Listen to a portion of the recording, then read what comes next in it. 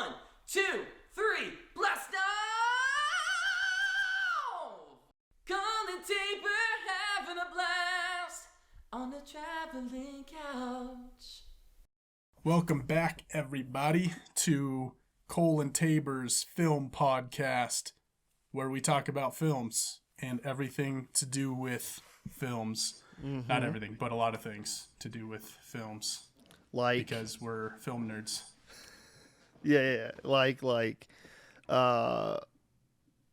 We don't need a list, but I'm gonna make one. Like making, like wanting to make, which is probably more talking about them. Yeah, and then other things. That's us. Well, darn, now I don't know where to go. Dude, how was your weekend? What'd you see? I watched Guardians of the Galaxy 3. Sick. What'd you think? I really liked it, which is what it was like. I don't think it was super surprising to me because ever since the trailer came out, I was pretty sure I was going to like it. It looked really good. But liking any of the Guardians of the Galaxy movies was like a surprising prospect to me because I did not like 1 and 2. Well, I really didn't like 1. I was tolerant of 2. I found it okay. It was like, honestly, I thought it was a little more creative than the first one. And it didn't pretend as hard to be something that it wasn't as the first one did. So anyway, in my mind, they've just successively gotten better. 1, 2, and 3 started out bad. Then it was like, okay. And then the third one, I just actually really liked it. Okay. I mean, I think I'm on a similar train, except I always liked the first one. Okay. It's pretty good. I think the first one is probably the most bogged down by Marvelness. Mm-hmm. And then the second one feels a little less, Marvel.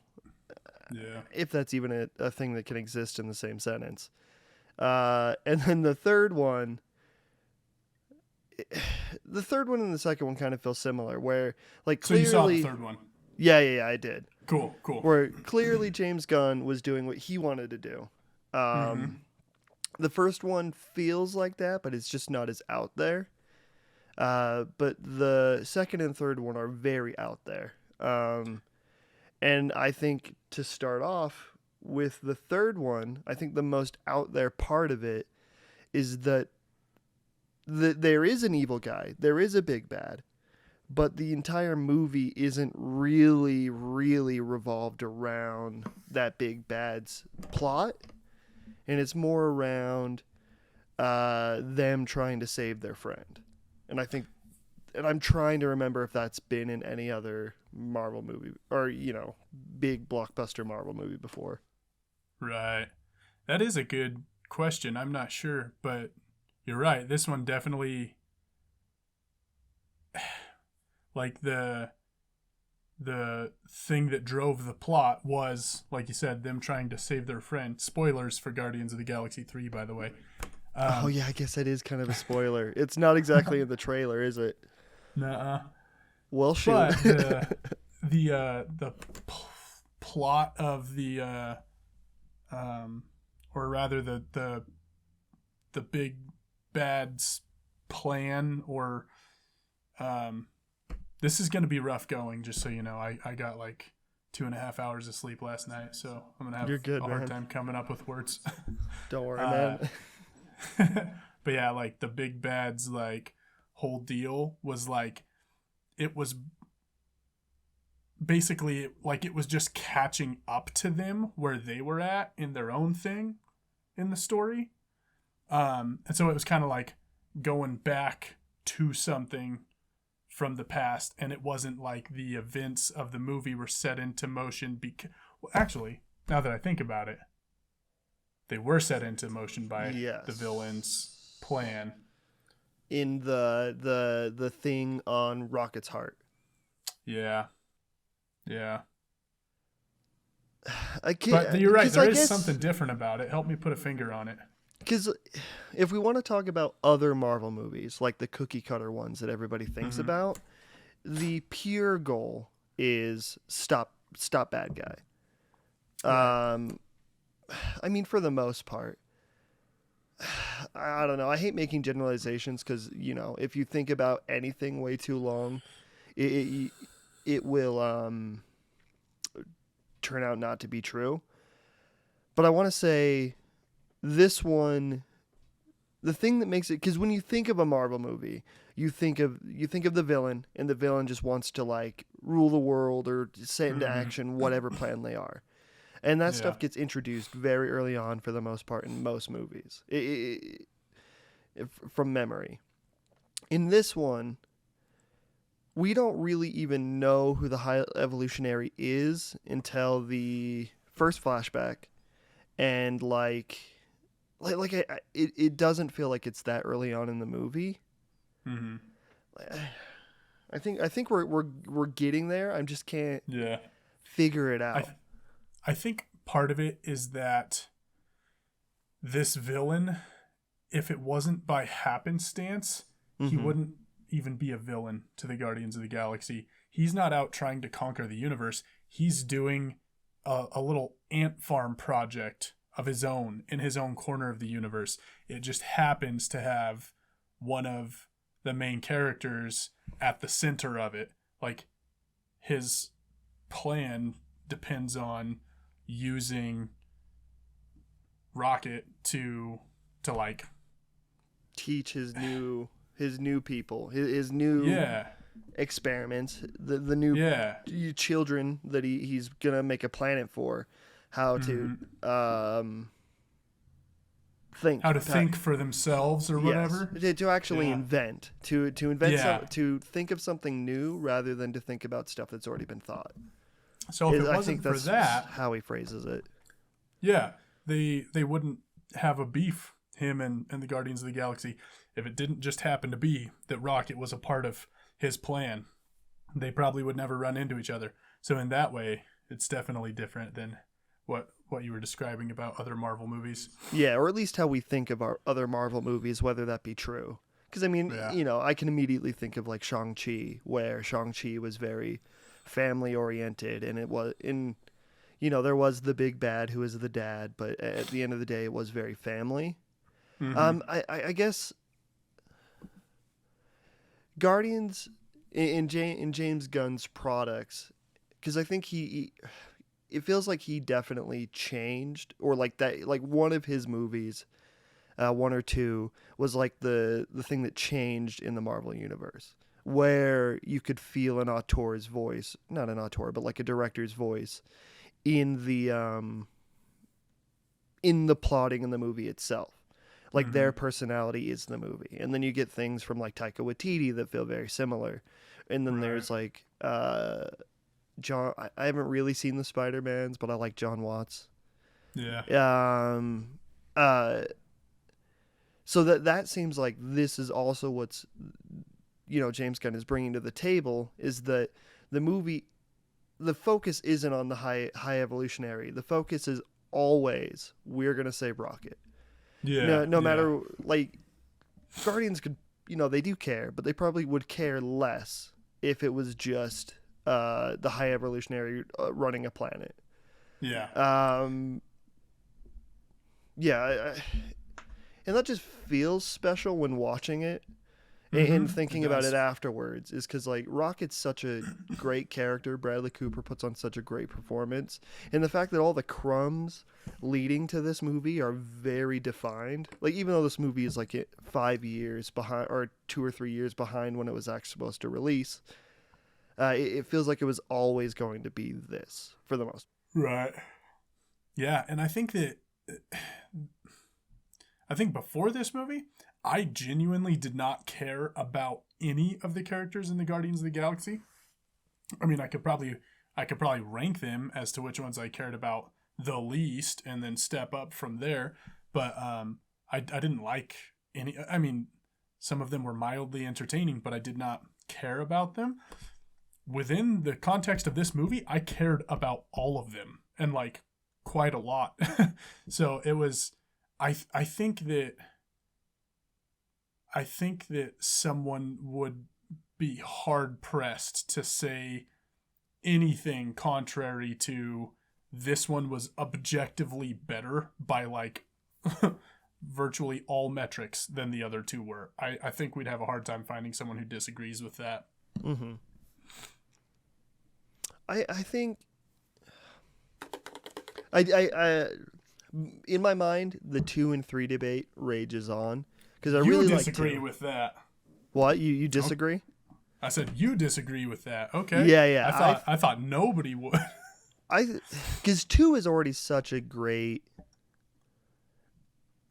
study of all of those characters' relationships to each other, and I've seen like the way that all of them are plotted out and how it's that entire second movie. You can feel that it's just about like a ragtag group of people wanting to come together and work past their crappy backgrounds and their mistakes and all that stuff leading up until when they actually find people that care about them, so that they all finally feel cared about. I think 2 is very good at that, and it's a good movie. It's creative. It's original. I like Zandu by the end. Like it's all those emotional beats that I love. And then in the third one, I think the things that I'm obsessing over, and that's kind of like why I'm fighting it, is because it's so out there. Like the stuff, like the planet full of just people in costumes. like there's like yeah an elaborate planet full of 100 costumes. It's crazy. Yeah. I typically have a hard time with things like that where it's like, this is just stupid. Like that was one of my major gripes with the first Guardians of the Galaxy, was I felt like it was like a lazy excuse for sci-fi. And like the prime example is there were 1,000 different species of humanoid aliens, and like 90% of them were just a normal human with varying neon colors of skin. And it's like, oh, these are the pink people and these are the yellow people. And it's like, that's excusing yourself from having to create anything, but you're pretending that you're like a legitimate sci-fi spacefaring movie. I wonder, and it's hard to say that. I wonder if that's a budget issue for a big Marvel movie franchise. But I wonder if that was a budget issue. Because in this one, I feel like it's balls to the wall, do whatever you want in some moments. Disney had to do that, and I'm so glad that they were pushed into that corner, because when they let James Gunn go, over the 10, 15-year-old tweets that like he wouldn't even stand by today, it was like not a super good reason to fire someone. When they did that, and Warner Brothers was like, hey, James Gunn, why don't you come make a movie for us? And you can do whatever you want. Yeah. It was before he even really made any did any groundwork on that Disney was like, oh, we changed our minds. You can come back and make Guardians 3 and you can have more liberty to do what you want. He's like, I'll get back to you later. I'm working on something. And so after the Suicide Squad, which was not a financial success, I don't think, for some reason. Really? Yeah, like not a lot of people went and saw it, unfortunately, and it might have, I don't know if it was under advertised or what, but people liked it. That was also like 2021, just after, at least where we live, where the restrictions were like kind of coming. Or was that last year? That was. I think it was last year. I want to say it was mid last year. No, freaking way. But it was true to what you're saying. We were still coming out of some of the restricted stuff. No, I think the Suicide Squad came out in 2021, because that was I feel like it's the same year as Dune. Okay. Keep talking. Yeah. Either way, it was 2021. Yeah. It was like it was just a very satisfying movie, and me not we might have talked about this in the last one, I forget, but not really knowing much about James Gunn other than the Guardians movies, I thought that I did not care for him. And then after watching the Suicide Squad, I was like, oh, this is James Gunn. Like, this is him doing what he wants to do. And I was very happy with it. And again, I think not everyone made it out to see that one, but just about everyone who did really liked it. And that really cemented Disney's decision of like bringing him back. They're like, oh yeah, now we got to let him do whatever he wants. And I'm so glad they did. I'm so glad they felt compelled to do that, because Guardians 3 was like everything that I think the other two should have been. It was like a legitimate creative sci-fi film. And there was even like, there was a point where for a good 10 minutes I'm watching one of the subplots unfold and I forgot I was watching a Marvel movie. I was just sitting there watching like a sci-fi space action thriller. Action. Yeah. It was great. That was like the greatest compliment I could pay it. It was like, it's not, it was standing on its own legs, I guess. I think that feels right. Is that at some point it did lose a lot of the artifice of being a part of a larger thing. I mean, even though it is, and they keep bringing it up because Gamora got murked. Spoilers for Infinity War, I guess. But yeah, it did feel very separate. Like all the characters, dude. We talked about this last time, but they can't keep doing 2 end credit scenes. You just gotta pick one. I know. You just gotta pick one, man. Yeah. And Especially also, for them to just be jokes, and then it's like spoilers. He's coming back. Like, yep. It's so the formula now is like put one in there that's kind of relevant and one in there that's just silly. That's a waste of everyone's time. Let's take a quick guess on who you think is coming back in the future movies. I think Gamora has already said she's not. Zoe Saldana. Okay. She's been in 3 of the top grossing pictures of all time. You gotta remember her name. She was in both of the Avatars. That's right. Dave Bautista's probably not coming back, especially if James Gunn doesn't come back because of the conflict of interest with DC. That's probably in a contract somewhere. Now what about Groot? Do you think Groot comes back? I hope so, because again, spoilers, by the end of the movie, he finally looked like Groot when they were like on that planet and about to like fend off the horde or whatever. He like looked like Groot from the pages. Well, kind of like he had more like growth on his head and stuff, which is like how he looks in print. But they just like went with a slightly reduced kind of lamer design in the movies. And then like at the very end, it's like, oh, he like actually looks like Groot. That's cool. Also, never mind. We don't need to get into all the spoilers, but and then what about Mantis? Okay, spoilers. Mantis is gone. Will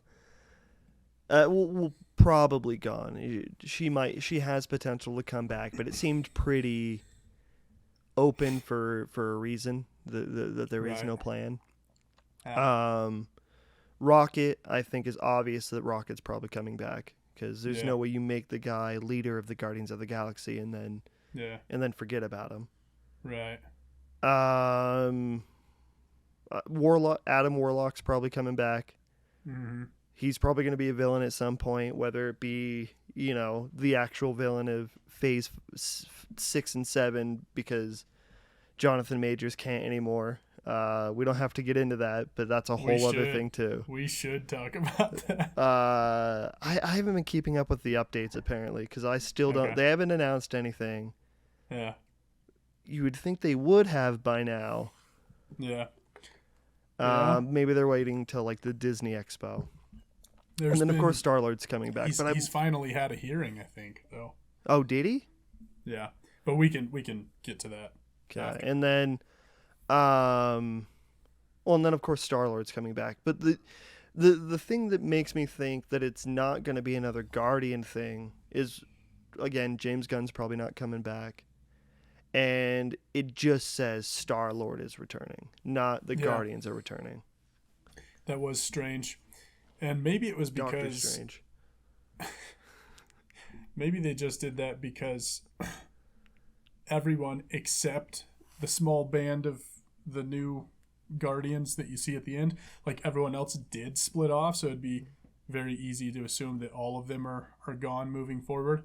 And they might have just been like saying that of all the people that left at the end of the movie, he's the only one coming back. Might have been something like that.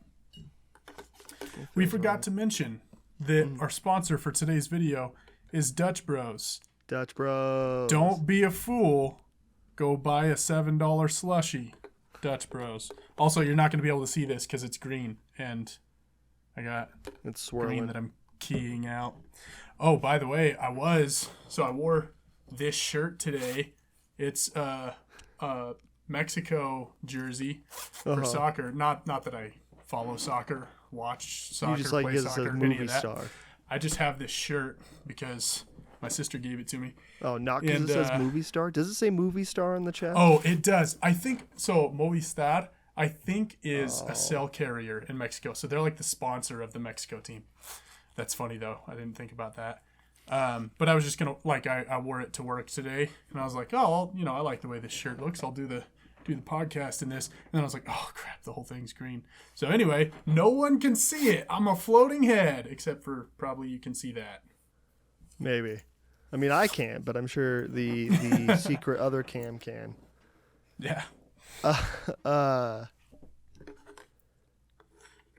Yeah, dude. Guardians of the Galaxy was pretty. There's so much to talk about it.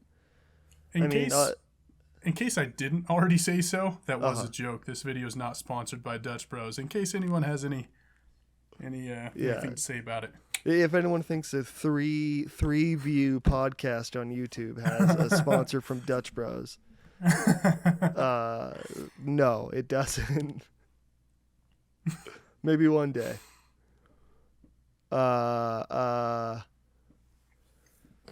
No, what would be a good sponsor? I think a good sponsor would be like Writer's Duet. What is that? It's what I use to write scripts. Oh, I use Celtics. So either of those would be great. I used Celtics for a while, but when I used to use it, it was the formatting on it was just sorry, future sponsor Celtics, but it was just ass. It might be better now. It's probably better now, but when I used it like 5 years ago, it was ass. I've always liked their like user interface and like format inputs and stuff on the like desktop version, like the full version or whatever. Mm-hmm. But their mobile version has always been screwy, and like if you open up a document, like a pre-existing document, if you open it up on a mobile device, it like retroactively changes. But it's not like it just opens it up funny on your phone. The act of opening it up on your phone changes the formatting, on like your the computer? settings of the document itself. So then you go open it on your computer, and it's like, oh, all my italics are gone. No. Yeah, it's so never use it with a mobile device. Never open it on the mobile device. See, with Writer Duet, I don't have that problem. I also used to use, before I got Writer Duet and started paying for it, I used an Amazon screenwriting. It was like a website you could go to, and you could write screenplays under Amazon. And then I think it was the goal is you would want to submit them by the end, and then like I don't know where that would have went, but there was a whole thing. Gotcha. And then they shut that down. That website got shut down. So I was lost for a bit, and then Harrison showed me Writer's Duet. Sweet. But yeah, so in Guardians, I do literally think my favorite part is that planet with like the Bat Lady and all the other people that show up for like half a second, but all those extras, depending on if there is any CGI, I don't remember. I didn't think there was, but all those extras probably had to sit in a thing getting makeup for 3-4 hours in the morning, and then they're only on screen for all of 2 minutes. Yeah. And there's like one spoken line in that whole thing. Yeah. Nanu nani! Or whatever. That's good. All of that was good. And then I immediately got sad when the planet was getting destroyed. Yeah. Yeah. It was very heart-wrenching. All of the Rocket backstory stuff was really good. Yeah, I didn't expect to care about him or his backstory or anything because heretofore I haven't. But yeah, it was done really well. Yeah, the way it would kind of like weave while he was in the coma, it would just like weave in and out. And then there was the kind of lame that they stole Harry Potter 7 Part 2's ending where Dumbledore says goodbye to Harry Potter in the white space. Oh, yeah. Yeah. Right. Definitely sucks they copied that, but... Right. The otter was cool. All his friends were cool. I don't know. Yeah. Just the creativity. I can't get... that's what I keep coming back to. Is it's just the creativity of the movie is probably the best part. Yeah. Yeah, it really is. Really is. What about reusing of the battery eaters? I thought that was interesting. The giant tentacled beasts that are in the Sarlacc pit. Oh, yeah. That's right. Yeah, in the Sarlacc pit. Yeah, that was... I mean, I was kind of indifferent toward it. It was cool, though, I guess. But I guess, yeah, when they showed up, I was like, oh, nice, but... Yeah, and then it was like, but they're not evil. They only like to eat batteries, so yeah, we don't have to care. Right, yeah, that was...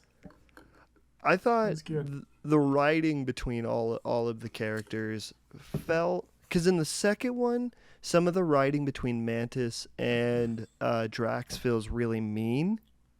Yeah. And in this one, it feels less mean and more... Like all of it kind of feels less mean and more just straight caring.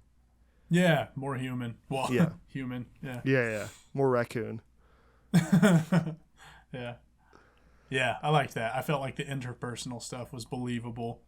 And, yeah, they somehow managed to make me care about them, and it's not easy to do with me, especially when I start out not caring about them. Yeah. Or you didn't care about them in 2 other previous movies. Yeah. I guess like 4 other previous movies. That's true, yeah. The 5th if you count the Christmas special. Oh, yeah. Which I saw the second half of that. But not the full thing? I didn't see the full thing, but I should. Oh, I was going to say we should talk about the Christmas special, too. It was all I right. I remember, like, yeah, just catching the last half. I was like, this is fun, and it ends, like, feeling real good and everything. That was nice. Yeah. So, yeah, I'm excited to see, whatever James Gunn does next, which we all know what he's going to do next. It's going to be DC. Bro, yeah. Like, this whole time we've been talking, I totally forgot that the dude is running DC now. Yeah. Oh my gosh, that's so crazy. He's like literally the co-CEO. Co-CEO right? Of whatever, DC Films or something, I don't know. But holy smokes, dude. Like, that's big. Even while I was watching the movie, I wasn't even thinking in those terms at all. That has totally been lost on me for a few weeks. But I'm excited for... Okay. Marvel or DC? I'm a DC guy. I do love Marvel, but DC is like my jam. And as you can imagine, I've had a rough go for the last decade with what they've been doing. And you only get a good Batman movie every couple of years, and then you're running dry. Yep. And I was not thrilled with them bringing on James Gunn and this guy I've never heard of who produced a couple of the worst movies that DC's ever made. And just like making the like weird knee-jerk decision like, oh, you guys are the co-CEOs of everything. You like creative lead is all with you now. That decision really worried me because that's exactly what they did with Zack Snyder in the beginning. They were like, oh, you make big budget movies that have a lot of visual flair. How about you just totally take creative lead of our whole film franchise? And it was like, anyone who's ever watched a Zack Snyder movie knows that telling stories is not anything he's good at. He's only good at making stuff look cool. Yeah. So I did not, like it just proved to me that they have bad judgment, like bad decision making, and that everything they do is reactive, and it's like anxiously reactive. And so when they because you could feel them like panting as Marvel had started their sprint like 5 years before them, and then DC's been trying to catch up this whole time. And I mean, that's the thing that I think DC needs to not do.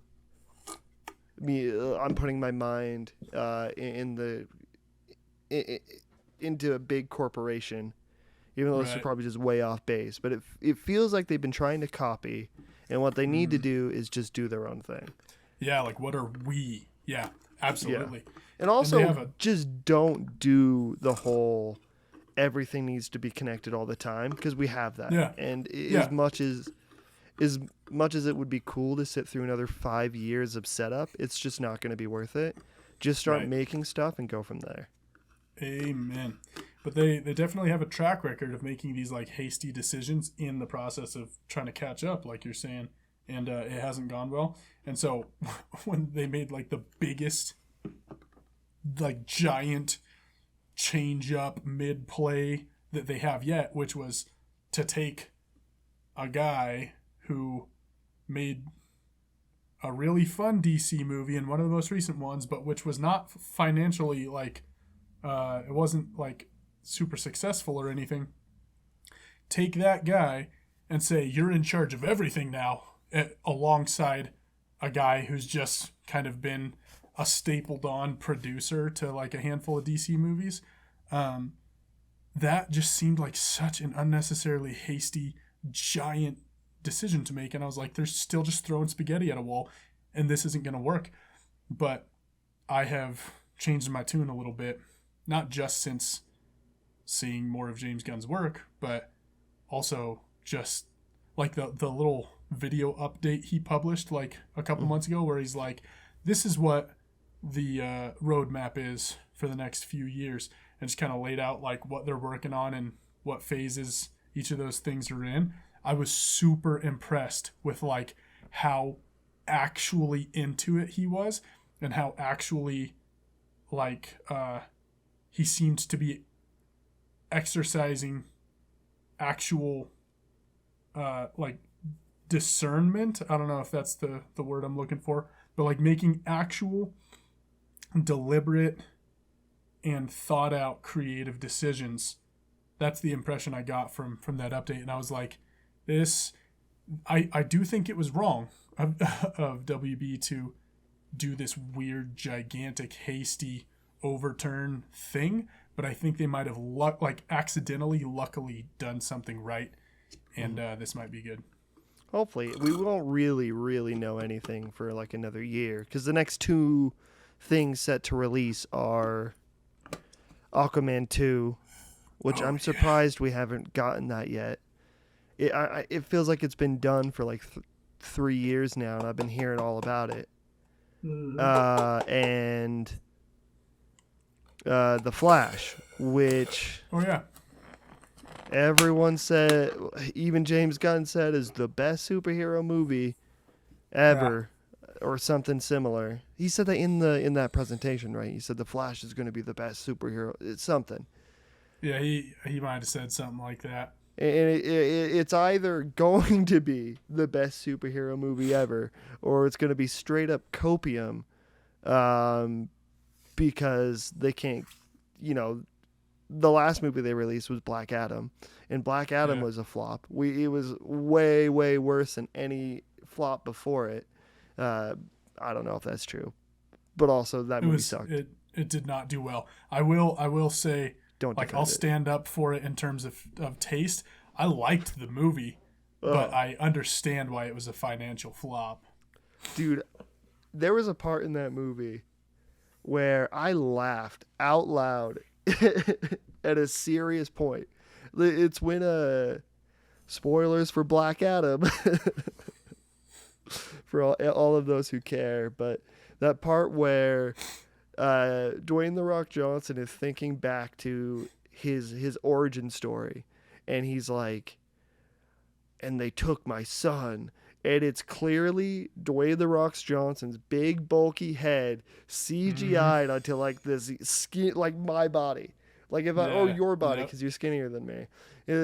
Your body, and it's Dwayne's head. It's like, that just did not work. It didn't work. And I laughed. And that part's not funny. That part's not funny at all. Yep. Yeah, I think it definitely had a problem of taking itself too seriously in some parts that it had no right to do. But what I loved about it is just like how hard they went. Like they didn't try to okay, so superhero movies, especially ones that are like introducing new characters or anything like that, they have a habit, and people are getting better at this, but they have a habit of trying to excuse themselves, like watering things down or going way out of their way to try to make something palatable or justifiable or whatever. And it's like Black Adam just felt like you grabbed a random issue of a random DC Comics run off the shelf, and it was in the middle of like a 12-month story arc, like a 12-issue story arc, and you just grabbed a random issue in the middle of it and you opened it up, and all these already existing characters from the wider DC universe were just popping in and doing their thing. And so I loved that it felt like, again, just picking up a random issue of a comic and reading it and getting into it, because I didn't feel like they had to like excuse everyone's existence and justify the heck out of everything and spend more than a necessary amount of time on setup. Black Adam himself was the weakest part of the movie for sure, but like I loved Dr. Fate and Hawkman and how just perfect they were to their characters. Loved it. Like the two younger characters maybe got a little annoying too much because they were just punchlines. But no, for sure, yeah, Dr. Fate and Hawkman, which I don't remember either actor's name, but one of them's from Leverage. Like I love those guys. Aldous Hodge, yeah. Yeah, like those guys are great. And those are the best parts of the movie, but they're just not in the movie all that much. The rest of it is like just trying to care about Dwayne The Rock Johnson, and I just don't. I don't care. I don't care, Dwayne. I found it easy to overlook its many flaws and just enjoy it, like which is usually something that's difficult for me to do. See, we're flip-flopping. I'm you in this, where I normally am just in love during a movie while watching it, because I just love going to the movies. Yeah. And this one made me hate it. We're just flipping, flopping. Yeah, I had a good time with that one. I don't know. And then I didn't even watch Shazam, whatever. Oh, yeah. Did you watch meant to. No, but I meant to too. I was going to go. So under the radar. It's probably out of theaters already. Yeah, for sure it is. It came out like a month ago. Jeez. Or two. Yeah. Which is crazy. I saw that trailer every time I went, and I was like, I don't know what it's going to be like, but maybe it'll be good. And I just didn't watch it. And I think this brings back to why I think they're coping so hard for Flash, is because the Flash has to be good. They have to get people to go watch the Flash and Aquaman 2. Because if they don't, if they have two more multi-million-dollar flops on their hands, what are they going to do? They can't justify making anything other than the Batman. Right. And I think that, if I remember correctly, they're using the Flash to restart the excuse for all the changes that are coming out of their studio now. And if that just doesn't go over well, then it's like the platform that they've built the next several years on could totally collapse. And if that happens, they won't be shy about just canceling movies left and right. There's no like, oh, well, they've already invested all this money into it, so at least we'll get the run of movies they've already done a lot of pre-production. They already on did it. that with Batgirl. None of that. Exactly. They're not going to be It's shy gone. about giving up on stuff. Who knows? I mean, it could just be we'll see. And it's crazy that they have to put so much weight behind the Flash, especially with Ezra Miller at the lead. Oh, man. All of the years upon years of controversy since he's been announced as having a big part. Yeah. It's guy. wild that Yep. they all of their ducks, all of their chickens are currently in the nest that is about to potentially explode. Yeah. It's so interesting. Like, I feel like there are so many ways they could have avoided being here. But if we can just focus in on Ezra Miller himself for a second, he was never a good casting choice for the Flash. Like, it doesn't make sense. He's not like the character in any way. He can't, like, doing his very best to act, which, let's be real, Ezra Miller does not act. He's like Ryan Reynolds, where he just does himself, like, I think everything. I confused him for a good actor for the 2 movies I knew him for. Mm-hmm. But I haven't really seen anything that has blown me away since. So I think Yeah. because like we need to talk about Kevin is a good movie, but he's not even really in that. That was him as the, like, teenager? Yeah, the shooter. So the bow and arrow trailer, the trailer for that one made an impression on me, and I always meant to watch it. Never got around to it. It's good. It's a good movie Okay.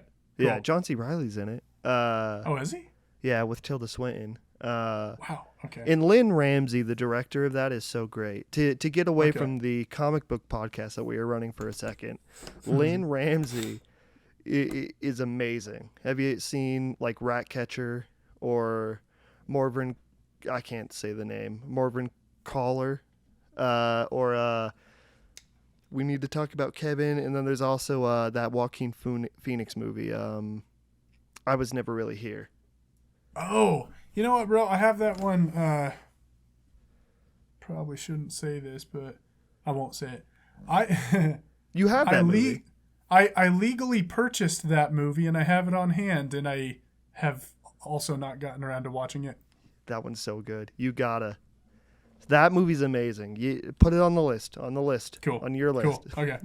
Cool. Will Also, do. we should have got concessions for we gotta remember next time. That's right. You know what's funny about the name of that movie? It always struck me that Joaquin Phoenix did that I'm Still Here, and then he has another movie called You Were Never Really Here.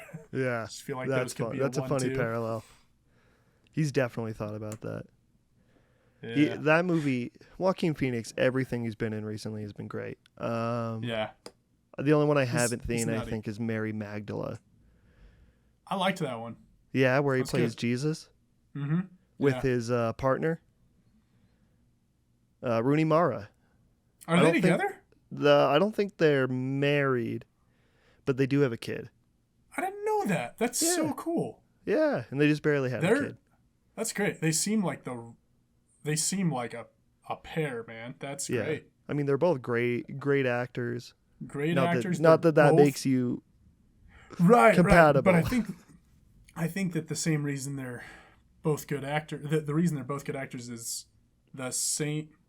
One of the reasons they're both good actors is the same reason why. One more time. One of the reasons that they're both good actors is also one of the reasons they would make a good pair. And it's because they're both nuts. They're both like just the same amount of kooky. Yeah, And I think they that's great. both pick whatever roles they want to. It seems, and I don't know if I've seen a bad Rooney Mara movie either, as far as I'm aware. So back to Ezra Miller real quick, if we could. So like, it was a bad casting choice to cast him as Flash, but then also there's like this ridiculous thing that Hollywood does where they court people. They just want someone so bad that like nothing matters. They'll pay him any amount of money. They'll like, to a certain extent, totally ignore like how they treat people or Yeah, their what their public work perception. ethic is like. Exactly. And it's like, I don't know, man. I feel like I would never want to work with someone who's like seems unreliable, and I don't know that you could necessarily get that impression from just talking with Ezra Miller, like talking business and trying to set this up. But I feel like you could probably get some sense for the idea that he was like maybe just not in a good place or a little unstable or something. And like, why would you want to invest so much money in something that could go wrong just because someone is having a bad month or something? That wasn't always that wasn't what happened, because I don't remember when it started coming out, like all the crappy stuff he's been doing.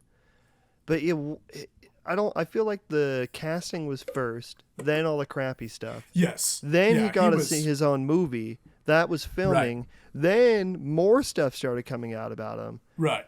And now we're just in a world where they can't not release The Flash, or at least I assume that they can't not. Yeah. And so it seems like in the same way that you're saying that James Gunn was like an accidental mistake, good decision, Ezra Miller was probably the accidental bad decision, because he had a name back when they originally cast him. This was like 5 years ago. He did, but and this is just me speaking, and this is, I don't know, this is kind of like how I am with people in general, even in social things. Like, I feel like if I met that guy, well, first of all, I would never want to cast him as the Flash. It's just a bad choice. It doesn't make sense. But secondly, if I made the decision that I wanted to, I feel like in meeting with him, I would quickly form an idea, that like it wasn't right. And not just on the basis of like matching the character or being able to channel the character or whatever, but just also because of like how he is. Mm-hmm. He is like evidently a little unstable, like I think always has been, even at the height of his popularity. And there's nothing wrong with being unstable. Like, that's not always up to the individual whether or not they're capable of being stable. Yeah, I mean, it's almost never up to them. Right. Like, there are decisions that can affect that sometimes that are on a personal level that you could say that the individual has some input into how that goes. But yeah, usually not. And so, it also depends, like, without knowing the guy or knowing what he's going through, there's no other way that we could know exactly whether, what exactly it is. But I get what you're saying.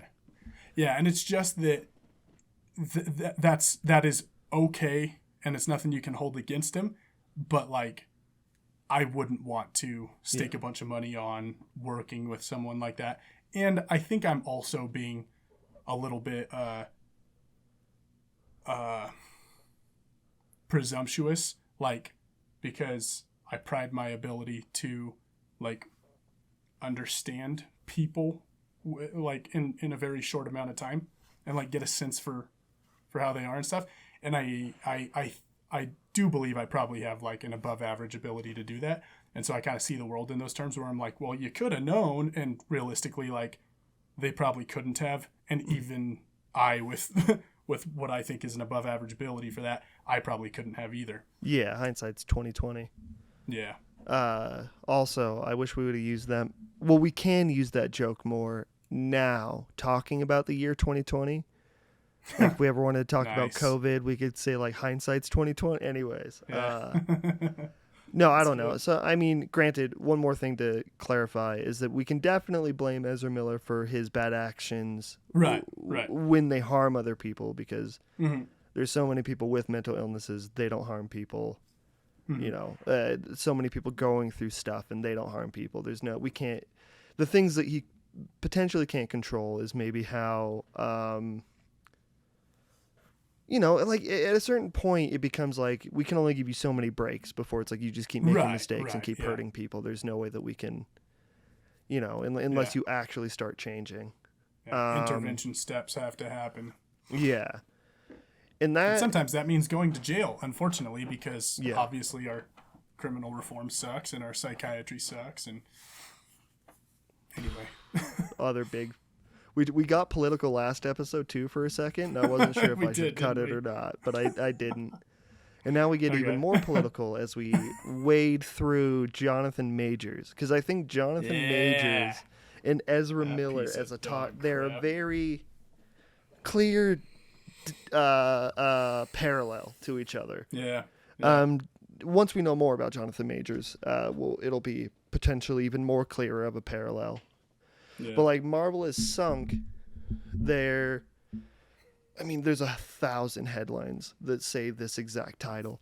Marvel risked it all and is potentially losing out on Jonathan Majors as next big villain. I don't know. I don't know I don't know the case. I don't know enough about it. I don't know enough about any secret reports that'll come out later where he's potentially has been doing this for years. I don't know what the person that he actually potentially assaulted feels, or what is true from what the media or what the lawyers have said compared to what she actually thinks. Yeah. And is actually going to say. I don't even know about the trial that apparently you said happened. I also heard that maybe the charges were reduced recently. The only thing in my head that I can think is that they really have sunk a lot into him. And if it is as bad as it seems is the world is making it out to be, which it could be, I don't know. I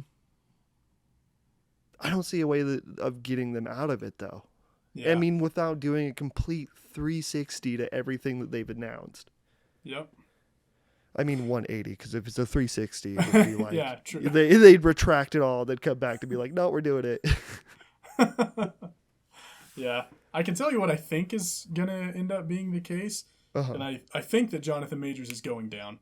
And I think that the entire slate of movies that Disney planned around gonna go down his too. Character, they're either going to have to completely pivot all the stories away from Kang and just totally dust him in because they surely got a release of image from him that probably allows for them to alter his image and stuff like that. So if it's even just a matter of recreating him in a scene that he never filmed just to dust him or something, I snapped as if I was doing Thanos and dust. Yeah, you're dusting him. Yeah. Getting away with him or doing away with him. I think that's option number one, is to just absolutely get rid of his character in an instant. And option number two is to recast, which would be less interesting because he was a very good choice for Kang. I think everyone would. He's a very good actor. Away from what he has done or hasn't done, he's him in Creed 3 was electric. Yeah, I was so... Him in The Last Black Man in San Francisco was electric. I loved him too. Haven't seen it. Okay, you should. Okay. But Creed 3, he's amazing. Yeah. I was so sad when the report of this arrest first came out because of that. I was like, we just got him and he's awesome. But if this is true, he's a piece of shit and always has been. So I think they'll do that. I think they'll get rid of him. And this is getting further into speculation, but fan theory for a long time has been that Kang is going to be Kang and then Doom are going to be a 1-2 punch in the current phase or the coming phase, I forget. And that Kang will essentially just be the pretended big bad for the first half of the phase. And then we will learn halfway through that Doom, who That'd is be interesting. much bigger and much badder, was the real one. It seems like it's going to be the Adam Warlock storyline, though. Because that's actually set up. I don't think they'll end up using him as a Thanos type, though. You know what I mean? I think he'll have a prominent place, but I don't think it'll be like what Kang looked like he was going to be or what Thanos was. And it could be. They could go that route, but I think that the Doom fan theory, it just sounds and feels right to me, and that's all I have. I don't have any evidence for it or anything. So the only reason I don't think anything will happen, or maybe not nothing, but why it seems like nothing is going to happen, is because it's Disney. They would have said something already. So it's like every other movie that has had him attached has either already announced a postponement, has already announced that it's being canceled, has already announced that it's being recast. From the like 3 or 4 projects that I heard about, that comes up on your Google News feed. But Disney hasn't said anything. And presumably Disney has already talked to him.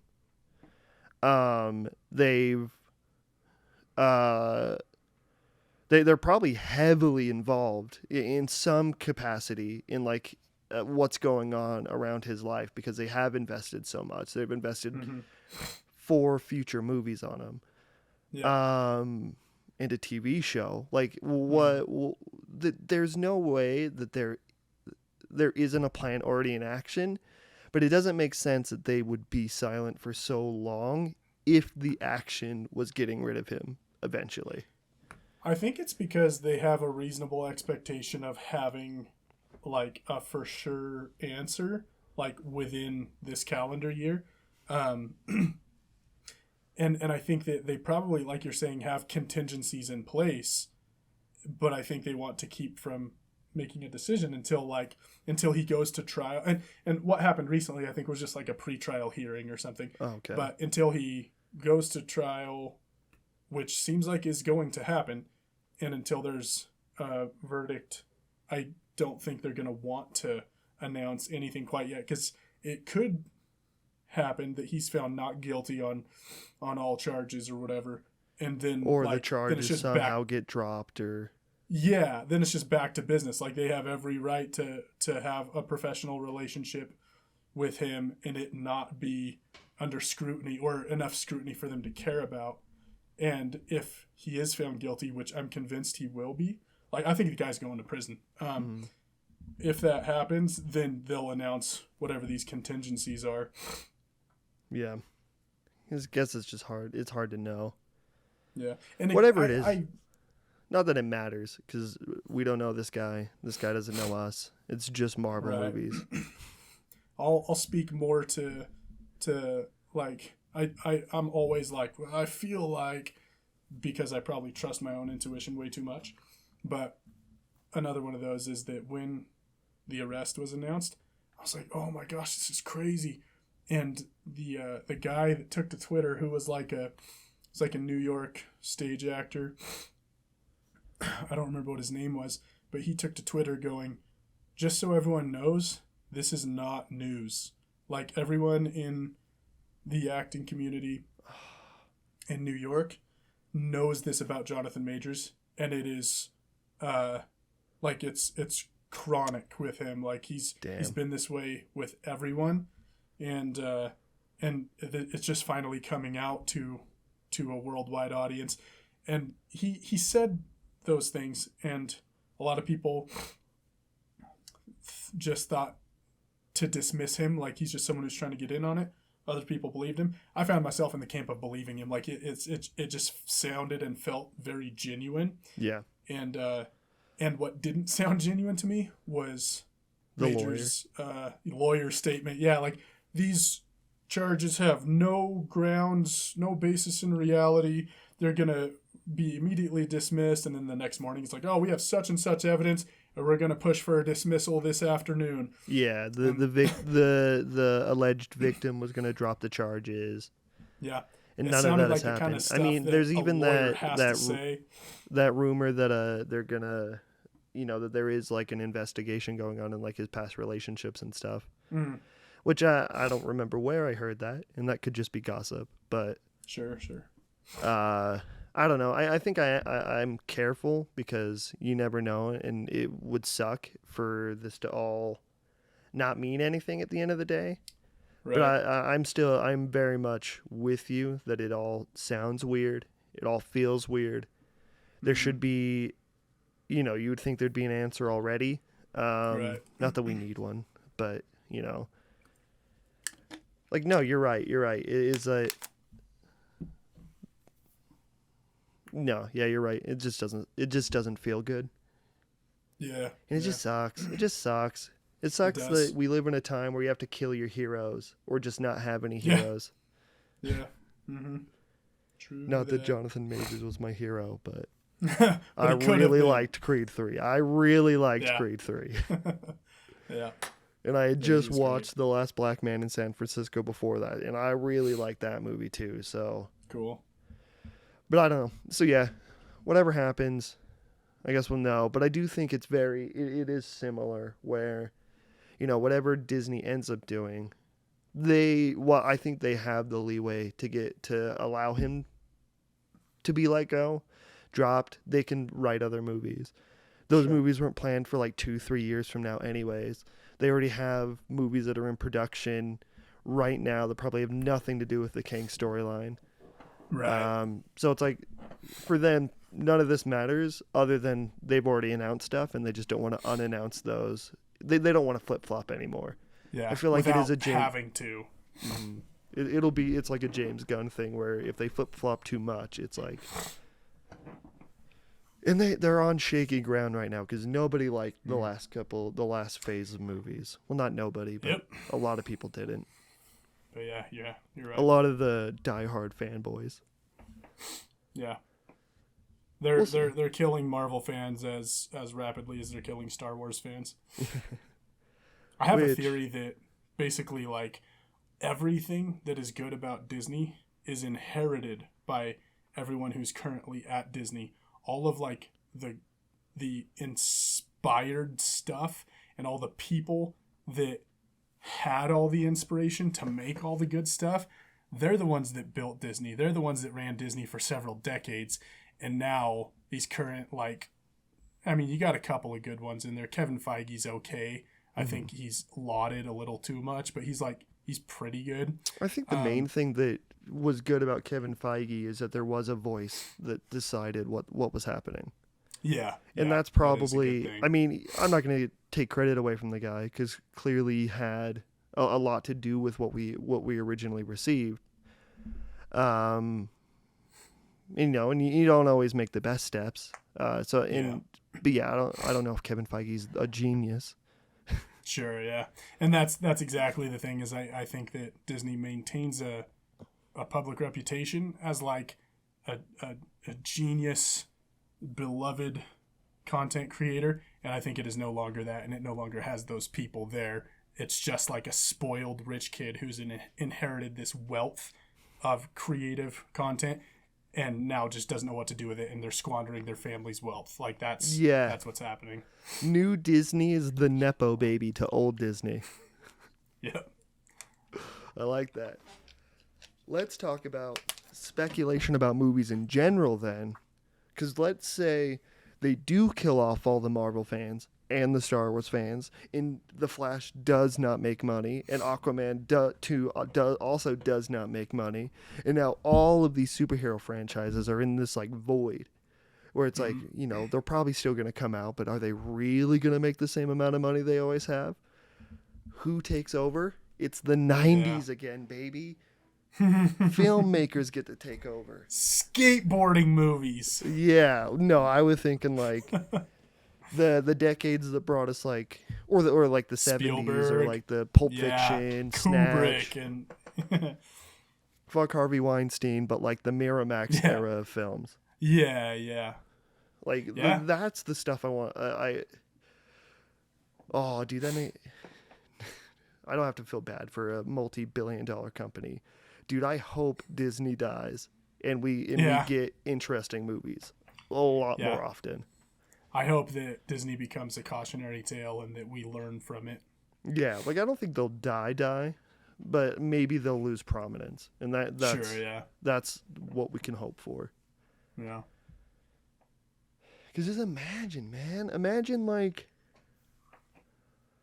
And I also don't know if independent movie, like interesting movies, can survive in like a theater-based economy for movies. Because theaters just aren't making as much as they have, and movies aren't making, especially movies that nobody knows, aren't making money. Yeah. So unless like the audience flips as well to where they just want to watch interesting new things all the time, I don't know. I think the whole industry might have to change in order to get to a place where we're not just watching the next big blockbuster anymore. Yeah. I think there will always be something in that niche. Like, there will always be the blockbuster movie, and I think there will always be a genre or a type of movie that is like king of the blockbusters in any given era. Like you mentioned, superheroes for now.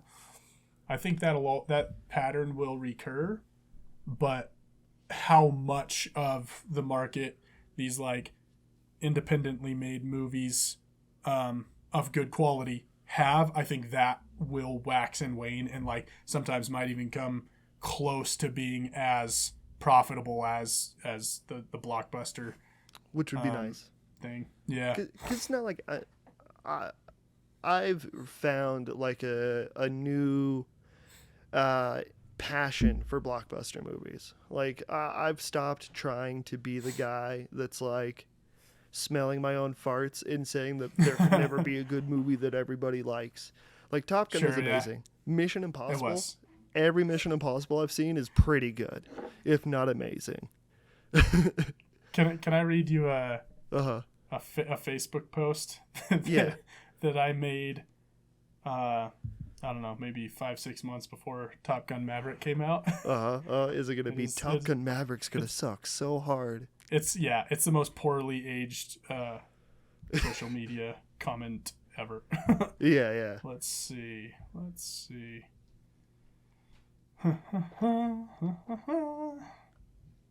Gotta scroll past me giving crap to a local chicken sandwich chain on Facebook. Fuck that chicken sandwich chain. Scroll past my friend's wedding.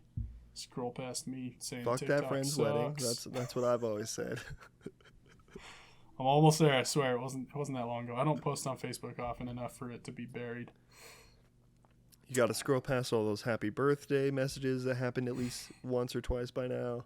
Yeah, okay, here we go. April 5th, 2022. Okay. Nothing in this world could that be was less like 2 interesting. months before that movie came out. Was it? It was like right before? That movie came out in like summer of 2022 and then stayed in until like January of this year. So Yeah, for real. Get so ready. This is it. Nothing in this world could be less interesting than a Top Gun sequel that's more than 30 years too late. And how much worse that they gave us a teaser like 2 full years ago. Gonna be the floppiest flop that ever flopped. That was my estimation of the movie before it came out. Do you have a Facebook post that immediately contradicts that? After watching it, I posted in the comments something about how I really ate those words. But it was like, it's kind of like with the James Gunn thing where it's like, I stand by that was a bad decision for them to just hire James Gunn, like sight unseen practically. I don't think they actually put a lot of thought into it. I don't think they like waited to have proof of any value in the decision. They just like did it. Granted, I don't think a lot of these companies are putting too much thought into it. If they were putting a lot of thought into it, we wouldn't have received those 3 Star Wars movies. Yeah, absolutely. So similar to that, it was a bad decision and it worked out. I think the same thing of Top Gun Maverick. I think it worked out because they made it work out. But to make a sequel to Top Gun, I think was the silliest freaking idea that any movie studio could have had. Now, they had the idea and they happened to have Tom Cruise already Cruise attached. mostly. Yeah, like he and whoever all he worked with, like they had the ability and the vision to make something good of something that never should have existed. And they didn't just make it good, they made it awesome. Amazing. Like, I loved it. I loved that movie. And I didn't care for the first Top Gun. I mean, it was like, it's a fine, inoffensive movie. That's how I felt about Top Gun. And I loved Top Gun Maverick. I haven't even seen the first one. Oh. I've just seen the second one. Okay. You're not losing a ton because a lot of what Top Gun Maverick did was play the greatest hits from Top Gun and then add to it. But Yeah, might be worth watching. Wasn't the director of Top Gun Maverick the director of like the most recent Mission Impossible movies too, and the one that's Christopher about to come out? McQuarrie? Did he Was really direct Top Gun Maverick? Let's see.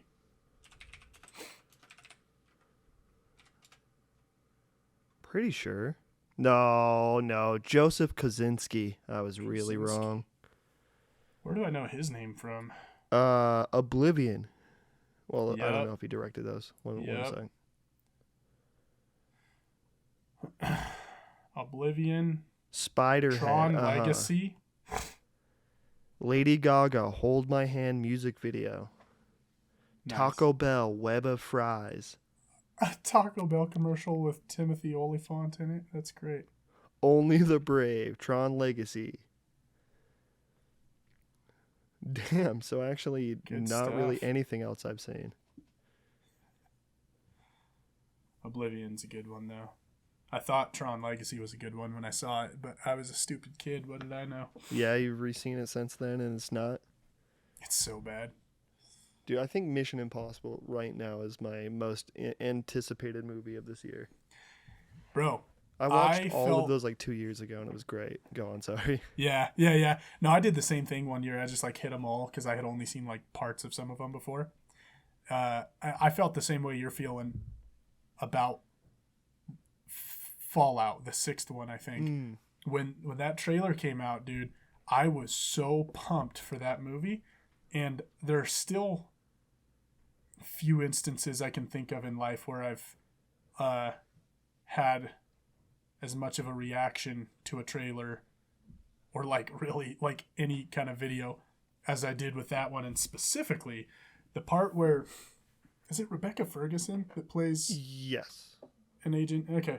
So by the end of the 5th one, Rogue Nation, he's like made friends with her. They're like close in a sense. Mm-hmm.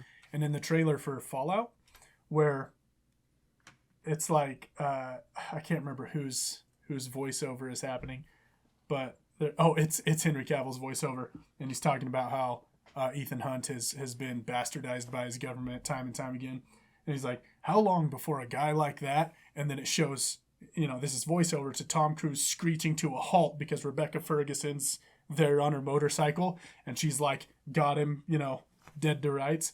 It's like, how long before a man like that has had enough? And you just see him, like you see Tom Cruise's decision, and I'm literally goosebumping right now just thinking about it. But just like cool. This is more than someone he has had dealings with. Like, this is a friend of his, and whatever he was doing, whatever he was motivated by, was like, I have no choice. I'm gonna run her over. And it was like more powerful than it had any right being. And I was like just super affected by that moment, and the timing with the voiceover and the music, and it was an Imagine Dragons song, I think. One of the best trailer moments I can think of. Believer.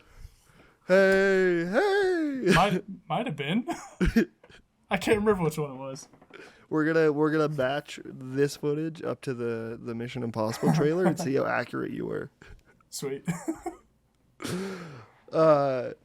Yeah, Mission Impossible is amazing, and I love that because I've had that with trailers too, where you get that like visceral, I'm excited to see this. I'll watch this trailer once a month until it comes out type thing. Yeah.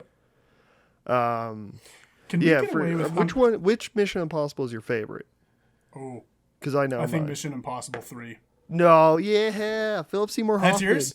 Yeah, bro, he crushes it. Dude, that moment, he absolutely crushes it. Where Ethan Hunt holds him out of the plane by like his back or something, and Philip Seymour Hoffman's face doesn't change. So great. Yeah. So amazing. The guy was this is one of those things where it's like no one could ever be accused of like, oh, you're just like giving him honor and respect because he's dead or whatever, that whole thing that people do. They pretend that someone was better than they were after they've died. Not the case. Like, not enough good could be said about Philip Seymour Hoffman. You're right. Anyone saying that we're overhyping Philip Seymour Hoffman, I will fight to the death, because that's not true. Yeah, the guy is truly nuts. Like, everything that I know him from is like the best thing. Like the amount of Paul Thomas Anderson movies he enriches. Yeah, you recommended to me a long time ago, and I'm ashamed to say I haven't watched it yet. The Master. I really want to watch it still. I've been trying to get people to rewatch that soon. It won't happen, but hopefully. It's hard because you can only ever explain that movie as like, hey, have you ever wanted to see the best bromance mixed with Scientology ever? and people just aren't sold on that somehow. Right? Oh, man. It's like when I try to sell The Lighthouse as the best bromance, but also involves a lighthouse. And an inordinate amount of semen. Yeah, That was like, I couldn't enjoy that movie, even if it wasn't for some other stuff. For that reason alone, I was like, nope, I'm just good. Not into the semen. Just not into the semen. No one ever needs to see semen on screen. Like you can I don't get think it was real without... semen. It's probably not real. No. It was like goop. Can you imagine? But it's just like, that's not a visual that adds to my experience in any way. The grossing me out factor can be had without that. That's just I think much. that movie is made of semen and farts, and I think that's important. I mean, no, that it does get really strong, like the amount of like gross out imagery and the fucked up imagery in that movie. But yeah, I don't know, man. Who am I to tell Robert Eggers what to do? You know. That guy. Oh, okay. So about Mission Impossible 3. Trace. A person that you know how like. There are like some people that you're just like, that person never got their due, like never, like, and now they're too old or whatever. A person I feel like that about is Billy Crudup, who in Mission Impossible 3 is like the agent that Billy actually Crudup's ends so up being great. a bad guy. He's awesome, but like, go take a survey of like 10... nobody knows who Billy Crudup is. No one knows who Billy Crudup is, and he is amazing. Well, sorry. I won't say amazing because that's the kind of word I would use for Philip Seymour Hoffman. But he's really good. And like he has not just really good acting chops, but he has like the look that is perfectly in between, like could be used as like, you know, Hollywood A-lister kind of stereotypical like Tom Cruise-esque thing, and just plain enough at the same time to be the everyman.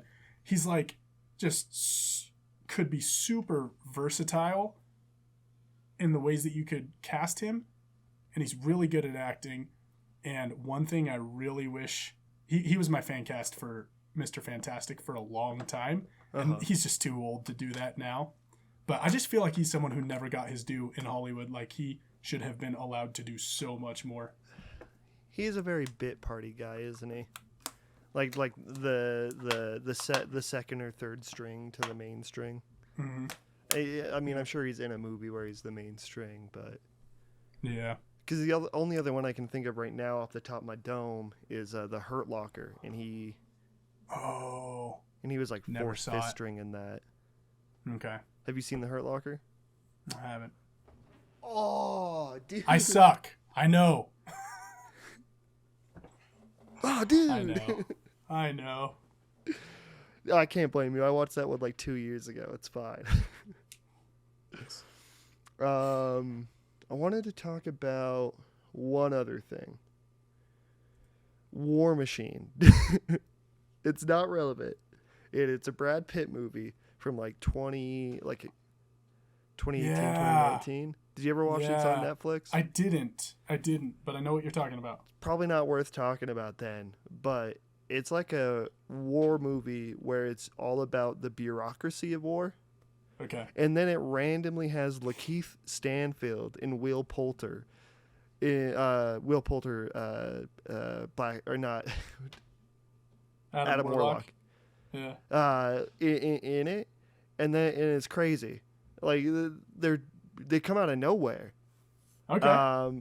And the movie is middle of the road. Okay. Like, it has a lot of very interesting things, like this like melancholic tone throughout the whole thing, and it's, about how America has been incompetent in war.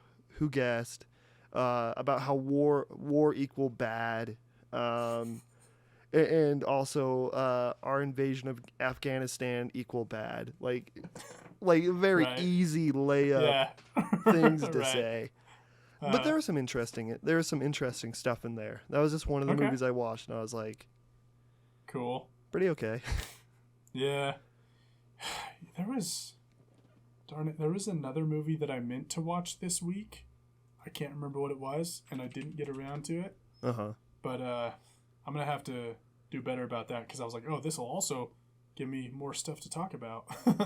Yeah, But I got nothing. I didn't watch nearly enough. I wasted one of them on War Machine. I watched Peter Pan and Wendy. Oh, I've been meaning to do that. How is that? It's pretty good. I love David Lowery. Who's that? The director, he did that movie. He did Pete's Dragon, The Green Knight, A Ghost Story, The Old Man and the Gun. Oh, wow. I had no idea the same guy made all those movies. Yeah, it's a little, he's great, and he has a very like he's one of those directors where if you know enough about him, like his stuff shows up. Like he talks about stories a lot in all of his movies and narratives. Okay. So it was good. It was good. I don't know if it was like top of the line, Coke, but it was pretty good. It was somewhere Cool. on that line. Yeah. Like I'd recommend it, I guess is what I'm saying. Cool. Sweet. Yeah. Wow. That's so strange to me that the Green Knight guy directed Peter Pan and Wendy. Peter Pan and Wendy looks real good. Like I'm looking forward to it. Yeah. I mean, all this stuff with like Captain Hook's great. Cool. Wendy, I like Wendy a lot. I like Tinkerbell. Peter Pan, I'm not too sure about. Okay. Character wise. Yeah. I got a question about that. Yes. It occurred to me in watching the trailer that he doesn't have what he does have is like the presence of like old school stage Peter Pans where they would typically cast a young woman to play him. Mm-hmm. What he doesn't have is the Disney Peter Pan vibe of like kind of like a like pixie or like wild man, sort of like he looked halfway between elfin and human, but like a wild person was kind of the Disney Peter Pan. He seemed like he did not have that from the trailer. I haven't seen the animated Peter Pan in forever. Okay. I mean, I think he's played by a literal child, so he is very literal child in it, like very. Okay. No, he's just a child. He's like literally a kid that hasn't grown up and has all of those things that you keep as a child, where it's like you get jealous easily, you're not rational most of the time. Okay. Quick to jealousy, quick to anger, like all those kinds of things. So yeah, I wouldn't really say he is kind of wild. I don't know, okay. But he's also a character that's very aware of himself, like aware of his. Well, I guess that's because he's literally heard the stories about himself. I don't know. Okay. Because in the movie, I don't remember how the original movie plays out, but in this movie, the stories about Peter Pan are very real. And then when Peter Pan meets Wendy, it's like Wendy has heard all of the stories about Peter Pan, and then she kind of brings those interpretations to Neverland. And then the children are interested in that, like. But that's kind of David Lowery's thing, is stories and how stories affect people and trying to sound smart, but it's a lot about stories. Well, that's cool. Good. Damn, I'm kind of running out of things again.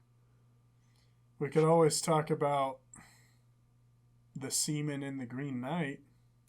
There is semen in the Green Knight. You're so Bro, right. Famous movie semen. Yeah, I liked a lot of things about the Green Knight, and I think I went in with too high of expectations for that movie. Mm-hmm. I walked away like with, just kind of being a little deflated about it, but like generally speaking, liking it.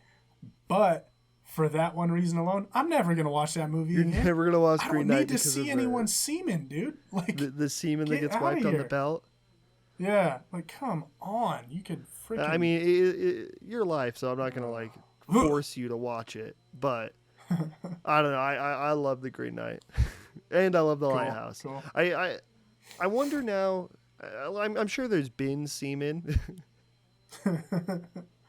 in older movies, but I wonder at all if semen is gonna be in more movies because it'll become less taboo.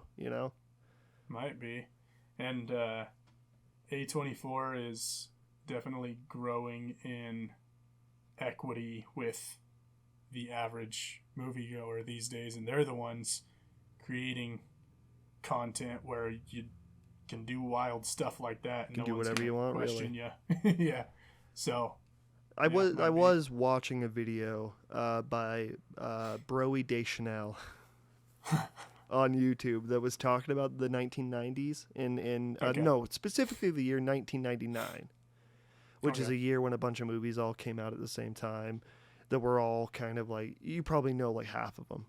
Okay, cool.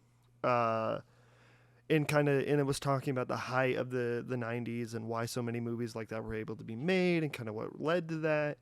And then it also brought up that like, yeah, A24, Annapurna, and Neon are the current day, like they're making the mid-budget, more riskier films right now. Interesting. So yeah, I think A24 hopefully will continue just pushing out things that are interesting for lower budgets, mid budgets, whatever. Mm-hmm. But I don't know how long that can last because it's starting to get too obnoxious to call yourself an A24 fan. Yeah. That's true. That's so funny. It's only been around a few years, but there has already been a stigma created in association with it. Like I love A24 movies, and I'll probably watch almost all of them that ever come out. Mm-hmm. But that's just because I like movies. Right. If And any they're other offering place- something. If Sorry, any go ahead. other production company was making as many interesting movies as they were, I'd watch those too. Yeah. So yeah. Amen. Yeah, I think that's it though for now. Sick. Man. So thank you all for coming out, enjoying. If you watched, if you're out there, please remember to like if you liked it. Dislike, we won't see that, so fuck you. Do what you want. Yeah, it's a free country. I hope you have a good rest of your night, guys. What about you, Cole? Amen. Same. Thank you for tuning in if you have done so. And if you haven't, ignore me.